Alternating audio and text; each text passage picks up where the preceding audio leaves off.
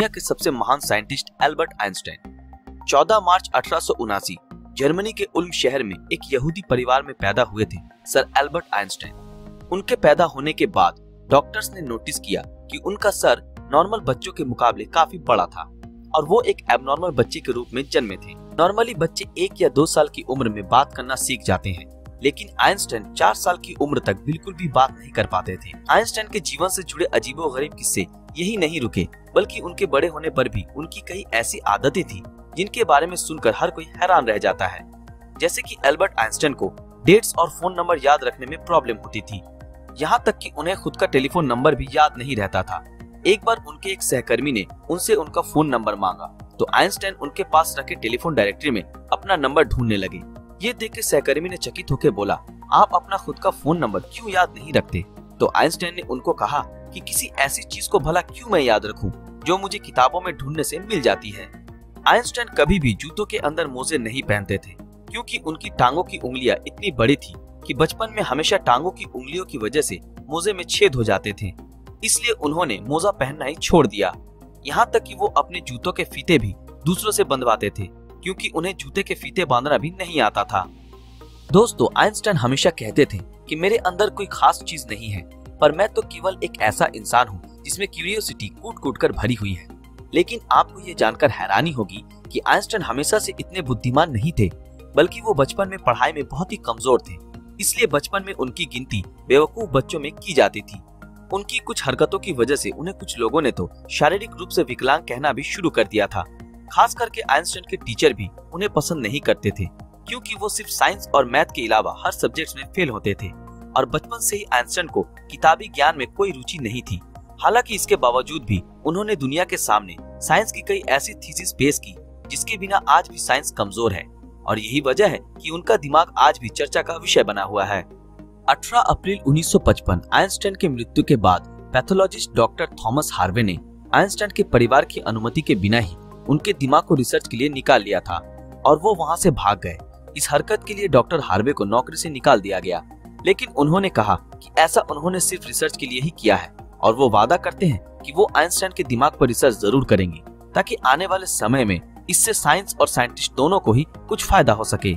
लेकिन रिसर्च के लिए परमिशन न मिलने के कारण डॉक्टर हार्वे ने आइंस्टाइन के दिमाग को एक जार के अंदर बेसमेंट में कैद रखा। बाद में आइंस्टाइन के बेटे हैंस एल्बर्ट आइंस्टाइन की अनुमति के बाद डॉक्टर हार्वे ने आइंस्टाइन के दिमाग पर रिसर्च करना शुरू किया।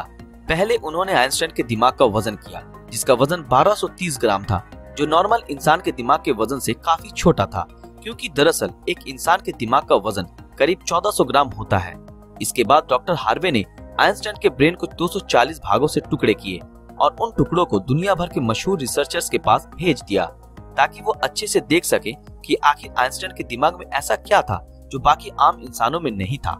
और उसके बाद डॉक्टर हार्वे ने आइंस्टाइन के ब्रेन टिश्यूज के 1000 माइक्रोस्कोपिक स्लाइड्स बनाए, जिससे आइंस्टाइन के दिमाग की अच्छी तरह से जांच हो सके।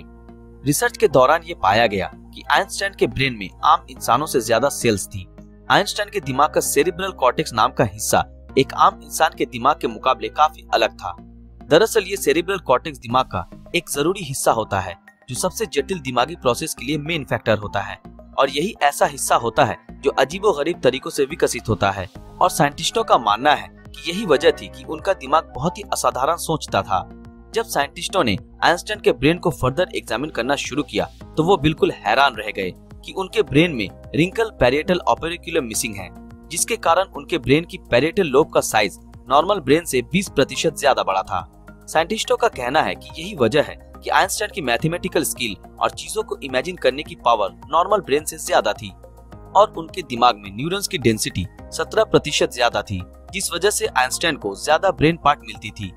साइंटिस्ट के मुताबिक इसी वजह से आइंस्टाइन का कंसंट्रेशन और दूरदर्शिता औरों से कई ज्यादा था।